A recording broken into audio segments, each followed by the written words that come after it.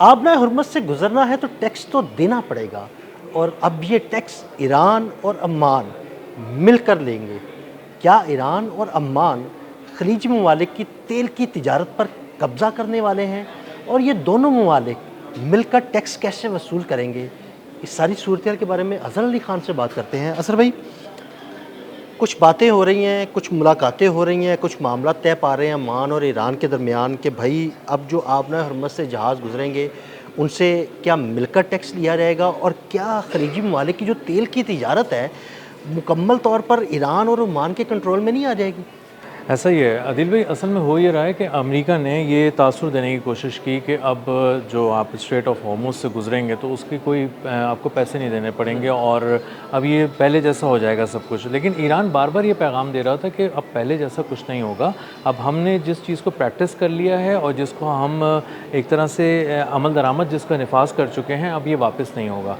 तो एक बात तो ये हो गई कि अब यहाँ पर पैसे देने पड़ेंगे गुजरने के लिए, और ईरान अभी भी अपने उसी मौक़िफ़ पे कायम है जिसके बारे में अमेरिका ये तासुर देने की कोशिश कर रहा था कि ईरान अब उससे मुकर चुका है, फिर चुका है। यानी ईरान बिल्कुल तैयार नहीं है आबना हुर्मुज़ को छोड़ने पे, और वहाँ से वो नहीं चाहता कि भाई मैं यहाँ से टैक्स ना लूँ, वो चाहता है कि भाई टैक्स लिया जाएगा, जो भी गुजरेगा टैक्स दे के ही गुजरेगा। जी, ईरान असल में आबनाए हुर्मुज़ जो है वो ईरान का एटम बम है, और इसको इसीलिए जो है वो बहुत सारे एनालिस्ट लिख भी रहे हैं कि ईरान को अब किसी एटम बम की ज़रूरत नहीं है। अगर आबनाए हुर्मुज़ पे उसका कंट्रोल है तो वो पूरी दुनिया की शहरक बंद कर सकता है और बग़ैर कहीं हमला किए पूरी दुनिया को तकलीफ़ पहुँचा सकता है, चोट पहुँचा सकता है।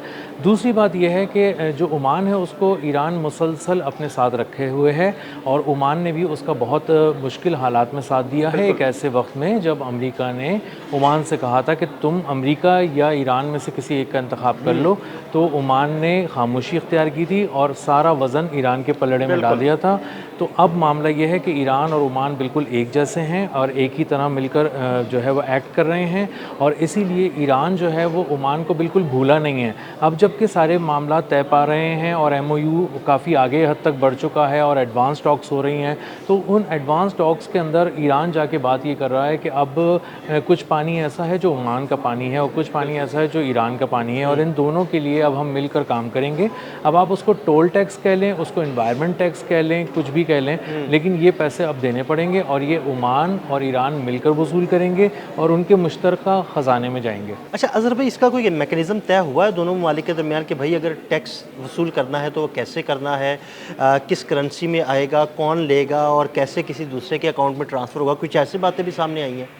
असल में मामला ये है कि ये अपनाए हुर्मुज़ के दोनों तरफ खलीज फ़ारस और खलीज ओमान में ईरान और ओमान मिलकर ये कर रहे हैं कि वो पूरा इंतज़ाम और इंसराम सब कुछ संभाल रहे हैं। अब इसका क्या मतलब है? इसका मतलब ये है कि एक तो वो आने वाले तिजारती जहाज़ों को अपनी मर्ज़ी से गुजरने देंगे, अपनी शराइत पे गुजरने देंगे, ख़ुद उनको हिफाजत जो है वो मतलब जो टैक्स देगा उसको हिफाजत से गुजारेंगे, और जो टैक्स नहीं देगा उसको वो गुजरने की इजाज़त नहीं देंगे, और उस पर हमला भी किया जा सकता है। बिल्कुल हमला किया जा सकता है, और ईरान ने ये करके दिखाया भी है पिछले कुछ दिनों के अंदर कि जो उनकी इजाज़त के बगैर डोनाल्ड ट्रंप की बात पे यकीन करके वहाँ से चला था, उसने बहुत नुकसान उठाया है धमाके की सूरत में, हमले की सूरत में।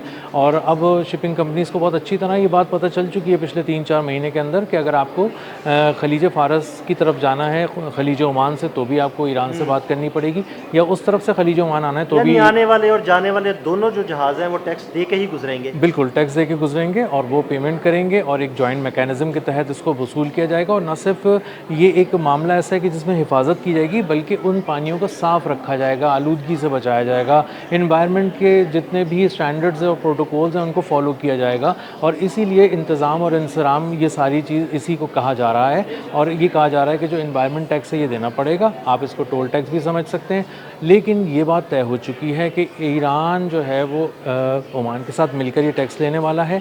और अमेरिका जो ये तासुर दे रहा था कि नहीं ऐसा कुछ नहीं होने वाला, कोई पैसे वैसे नहीं चार्ज करेगा कोई, और अब मामला पहले जैसे हो जाएंगे, बहुत दो टोक अल्फाज में तेहरान ने ये बात बता दी है। तो इसी से जुड़ा मेरा एक सवाल है कि अगर ईरान और ओमान मिलकर टैक्स वसूल करते हैं तो अमेरिका क्या करेगा? अमेरिका का लाहे अमल क्या होगा? क्या अमेरिका टैक्स वसूली की सूरत में ओमान पर भी हमला कर सकता है? असल में मामला ये है कि अदील भाई कि ये बहुत ही एक ऐसा नाजुक मामला है कि जिसमें अब अमेरिका बहुत ज़्यादा आगे कदम बढ़ा नहीं सकता। वो सीज़ फायर के नाम पे सारी चीज़ें रोक चुका है, अब एक तरह से जंग बंदी हो चुकी है।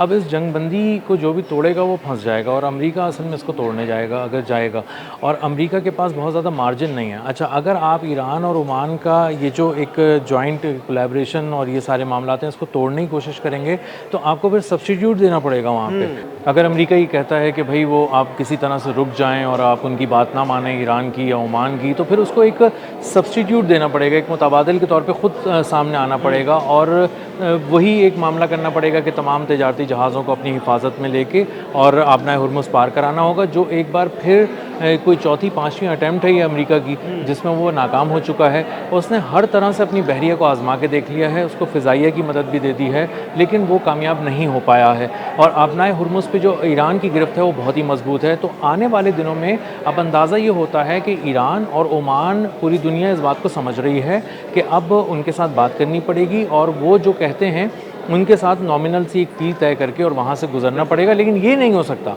कि आप अमेरिका की बात पे यकीन करके वहाँ चले जाएं और फिर उसके बाद एक नाकाबिल तलाफ़ी नुकसान उठाएं। और दूसरी बात जो आपने की थी कि क्या ओमान को नुकसान पहुँचा सकते हैं अमेरिका, तो ये बात जहन में रखनी चाहिए अदील भाई कि ओमान पर हमला अब एक तरह से ईरान पे हमला तसव्वुर होगा। और उसकी वजह यह है कि ओमान बहुत मुश्किल वक्त में ईरान के साथ खड़ा रहा है और उसने बहुत ही तदब्बुर का मुज़ाहरा किया है और अब वक्त आ गया है ईरान के लिए कि वो अपने दोस्त के साथ खड़ा हो। और अगर आप ओमान को किसी तरह तोड़ने में अमेरिका कामयाब हो गया तो दरअसल उसने ईरान को तोड़ दिया और ईरान के उस गिरफ्त को तोड़ दिया वहाँ पे आपना हुर्मुज़ पे। तो ईरान ये करने नहीं देगा और ओमान और ईरान मिलकर अमेरिका का मुकाबला करेंगे। अच्छा अज़हर भाई, इसी आबना हुर्मुज़ से मशरक़ वस्ता के जो खलीजी ममालिक हैं उनके तेल की तरसील होती है, उनके वेसल्स गुजरते हैं, तो अगर ये दोनों ममालिक टैक्स लेंगे तो उनके तेल की तरसील पर क्या असरात मुरतब होंगे? बहुत बुरा डेंट पड़ेगा और उनके लिए बहुत मुश्किल हो जाएगा ऑयल की अपनी एक्सपोर्ट्स करना। उसकी वजह यह है कि इराक़, मुत्तहिदा अरब अमारात, सऊदी अरब, ये सब का तेल यहाँ से गुजरता है, तो जो सींग लड़ाना चाहेगा उसको खासा नुकसान उठाना पड़ेगा। दूसरी बात ये जो आबनाए हुर्मुज़ का नया नक्शा ईरान ने जारी किया है उसमें कुछ इलाके जो हैं, कुछ पोर्ट्स ऐसे हैं जो UAE के भी पोर्ट्स हैं, और अगर मामला ये है कि आपने वहाँ तक ले लिया है अपने आप को, तो इसका मतलब ये है कि UAE के पोर्ट से निकल कर पानियों में आने के बाद जो जहाज़ पहले आता था इस पूरे इलाके में, अब वो पोर्ट से निकलते ही ईरानी पानियों में आ जाएगा।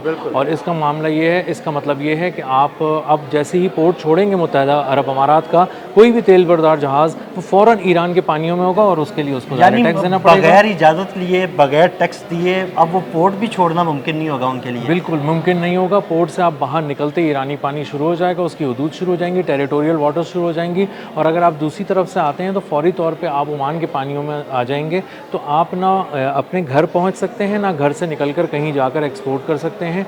तो ये एक बहुत ही वाज़ेह पैगाम है उन तमाम करीबी ममालिक को जो बिल्कुल ही पड़ोस में बसते हैं, उसी गली में रहते हैं, कि अब आपको फौरी तौर पे इंतज़ाम कर लेना चाहिए अपनी ऑयल एक्सपोर्ट्स पे पेमेंट करने के हवाले से। और अब तो यूरोप तक, दूर दूर तक ये बात पहुंच चुकी है कि ईरान को आप जब तक आप इन्वायरमेंट टैक्स, टोल टैक्स, किसी तरह की फ़ी नहीं देंगे, आप अपना हुर्मुज़ पार नहीं कर सकते। बिल्कुल, बहुत शुक्रिया अज़हर भाई। अज़हर भाई ने बड़ी तफसील के साथ इन दोनों ममालिक के इस इत्तेहाद के बारे में आपको बताया। अदील अहमद और अज़हर अली ख़ान को इजाज़त दीजिएगा। अल्लाह हाफ़िज़।